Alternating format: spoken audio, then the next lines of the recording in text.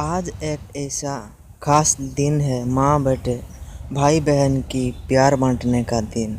हमें इस बात की खुशी है कि आज भारत स्वाधीन हुआ है। हम भारत माँ से बहुत प्यार करते हैं। माँ भी हमें बहुत प्यार करते हैं। भारत में हम जन्म लिया है और इस बात की दुख भी है कि आज राखी पूर्णिमा के दिन बहन नहीं है। जब छोटा था किसी के हाथों में राखी देख के बहुत रोता था, सोचता था काश मेरे भी बहन होता तो मेरे हाथों में भी आज राखी बंद होता।